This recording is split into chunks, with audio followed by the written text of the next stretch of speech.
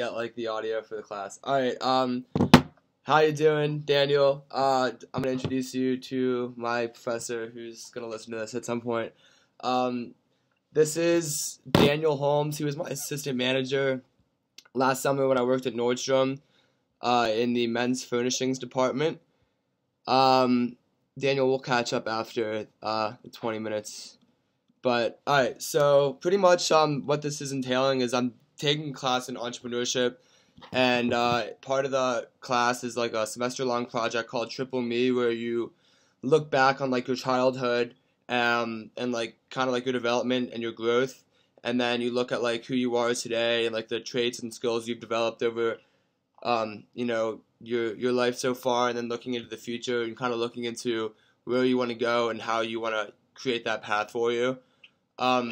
So this, like, for this interview, it's kind of talking about like, my development in the workplace, my development in like in terms of like working and working under management and stuff like that. So the first question is, in your opinion, from what you witnessed last summer, what were my best skills or characteristics in the workplace? I would say self-motivated. I also would say that you have great attention to detail, and I don't know how you would relate this, but it's just good at selling. I mean, you're a good salesperson. You're a good way to connect with your customer. For sure. Lead them on their way. For sure. Yeah, it doesn't really have to apply to the class. It's just kind of like just anything you've noticed, because I'll tie everything in at the end. But yeah, it's really just like what you've noticed from all that. Yeah. So the second question is so definitely like when I already know, like when I worked, or when anyone works, you're bound to run into a mistake here or there. So did I, from what you noticed, made any mistakes at work, and for what and why do you think I made them? And from what you saw, how did I react when I made those mistakes? And like, how did I want to move forward after I made them? My only mistake I can honestly remember was there was some kind of mix-up with some kind of alteration or something like that. Oh, right, yeah. And it was the night we couldn't find the alterations for the suit, the pants that the guy needed to have for an interview the next day. Yeah. Which, I mean, you went through the process of trying to find it yourself. You went through the process of trying to have someone help you, and then instead of just like letting someone else worry about it, you let me and Kate know about what the issue was, and then we were able to finish it and help it out. So you continued to work on it all day and even the next day. For sure. So do you think, like, what do you think, like, based on how I responded to that, like, for the time after that when I was working, how do you think, like, I went upon, situations like that or any alterations in the future? I think you just were a little bit more careful because you didn't want to be in that situation where you felt like you're kind of helpless. Right. And you felt like you let the person down. So I feel like you were double checking and triple checking.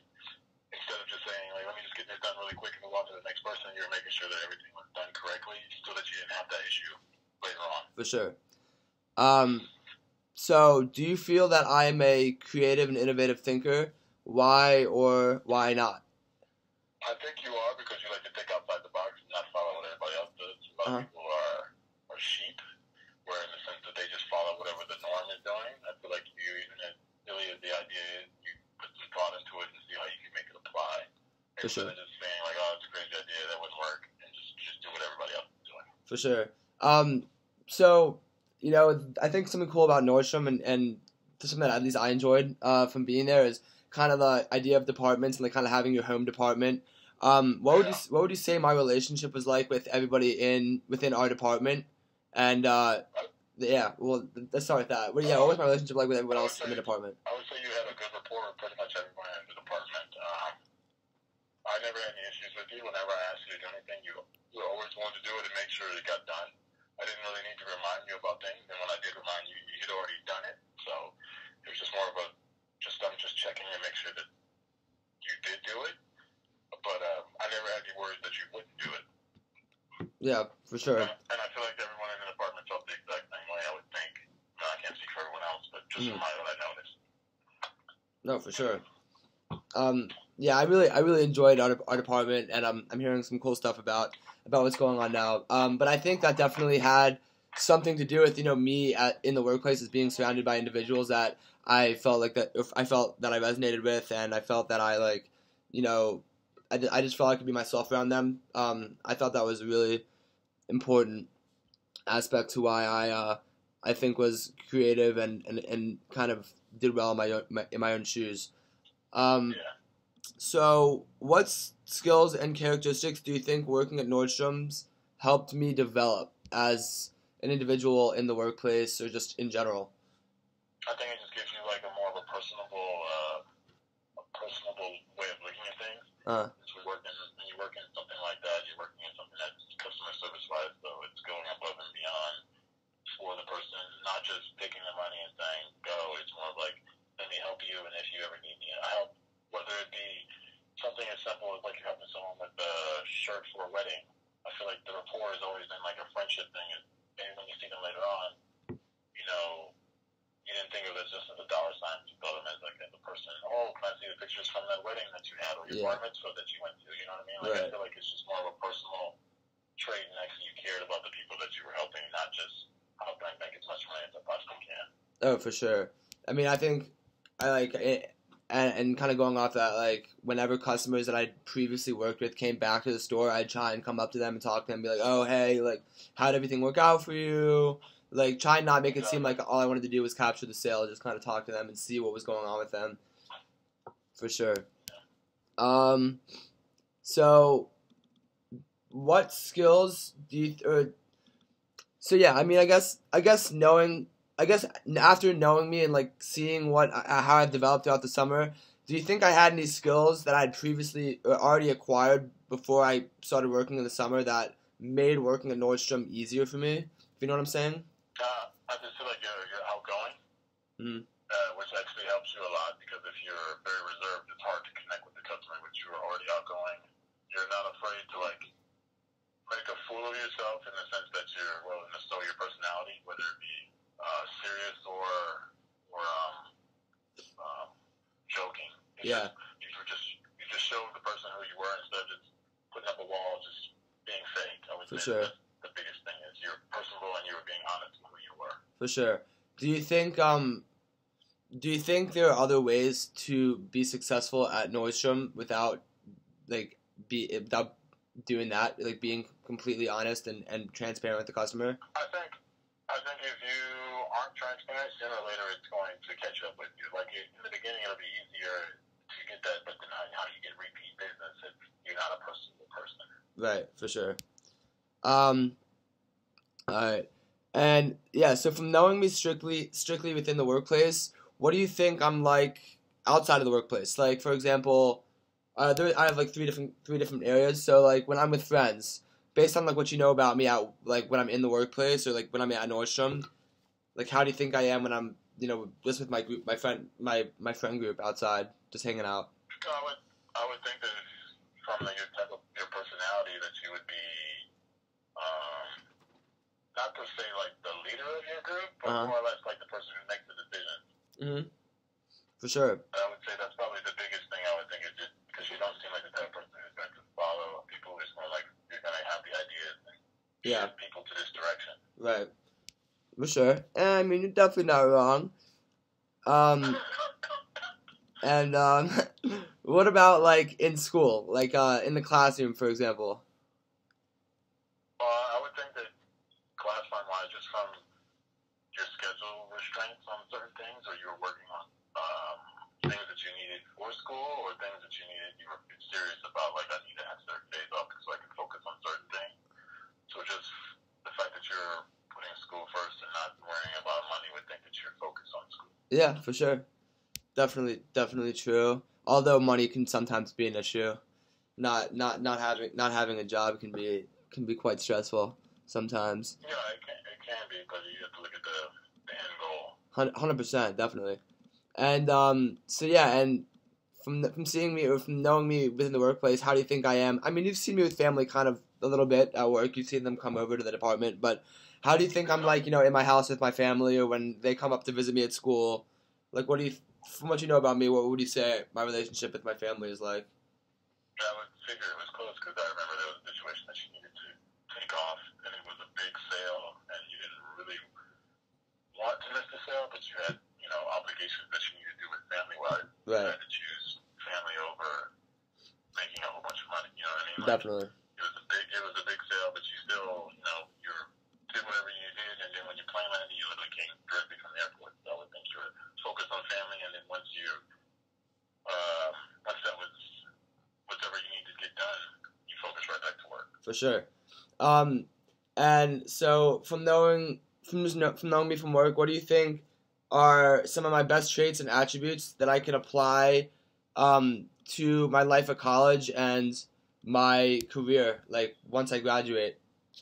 I would just say it would just be mostly focusing directly on whatever is in front of you. So when you're at work, you're focused on work. So if you're in school, you're focused directly on school. Mm-hmm. And I would say that person, you would apply that information every day so that you can get better at it. And because if that person who doesn't want to be second or third or fourth, you want to be, number one, like it was always who can get the best numbers, you know what I mean? For sure. I would say that you just have the drive to be the best, and you can't lose when you have that as long as you continue to push forward and not just assume it's going to be given to you. Definitely. So how do you think our relationship developed as the summer went on? Because I remember, like, when I first met you, I was, like, totally intimidated by you. I remember telling you at work one day, I was like, holy crap, like, I was just, like, I thought you were, like, you were just, like, pretty quiet, and like, you were pretty to the point, and I hadn't had relationships much like that at work, and obviously our relationship, developed and expanded from there, but how do you think, like, what do you think were our reasons for its development, and its great development? Like, I really consider you a friend outside of work. We have a lot in common, so yeah. I think it was just more or less that I'm a very direct person, so like, and I'm very to the point, and I don't like anyone to try to give me kiss ass, basically. Yeah. Is the way I can put it. Like, you know what I mean? Like, I prefer someone who's gonna be genuine. So like I'm quiet and reserved, that I'm trying to figure out you as an employee. Like, I just came back from PTO, and I'm trying to figure out where do I need to teach you or what I don't need to teach you. Right. So I like to step back and watch and let your personality shine and see what I need to work on. And then we found like a common ground, which was a genuine common ground. You know what I mean? Like, for sure. Had, like, fashion and certain types of music or whatever. Like, we actually had like conversations that were actually not just like, who's your favorite artist? Why do you like this? Yeah. Genuine, and I can respect a genuine attempt to get to know someone, and not just well, this is my boss. How can I find some way to connect with them so I can leave early or whatever? For sure. Yeah, and I even remember, like, that reminded me of the night that there was, like, me, you, and Kevin all closing the sale that one night, and, like, you and I were just, I mean, it was really you and Kevin making fun of me, but it was kind of like you and I making fun of Kevin, too. Yeah, we were, like, just, know what we were talking about. yeah, we were, like, joking with him about Young Thug and all that. So, yeah. I definitely think, having a lot of, like, mutual interests helped develop our relationship, but it also, I think, made me more confident just to be me at, in the store, and, walking around to other departments. It gave me that just extra boost of confidence, knowing, like, that my managers had my back. The fact that you and Kate were always very supportive, even when I would bump into some roadblocks. Yeah, that definitely helped out a bunch. I mean, my job is just to make you guys look better and make you guys, learn as much as you possibly can. So if you can increase your knowledge on whatever I'm teaching, and it helps you make more money, or it helps you a better salesperson, or it helps you better on in life to be able to connect with people day to day. Right. That means that I did whatever I did, and I succeeded in teaching you a little bit that you can use later on. 100%, definitely. What would you say? Like, I'm trying to think of a way to put this here. 1 second, let me look at my notes. So, you knew, like, I had a lot of friends that worked at Nordstrom, like, from my high school, and just people I knew from, like, previous summers. How do you think I balanced that, like, work/life balance at work? Like, because I was literally surrounded by people that I was friends with and, like, wanted to hang out with and talk to them, and you knew you would always tell me to like stop talking a lot. Like how do you think I manage that work and friendship balance? I think the biggest problem whenever you work in a situation where you don't have any limits, because we don't have any really limit in the place that we work at. Yeah. It can get it's trying to find the balance, and I feel like it's at the end. I feel like you finally found the balance to be able to work, and when there's time to just like relax and chill or not have to worry about. Like, I feel like in the beginning it was just more or less like you didn't understand the point that okay, like it's cool for you guys to talk, but the reason why you're here is to make money. You know what I mean? Right.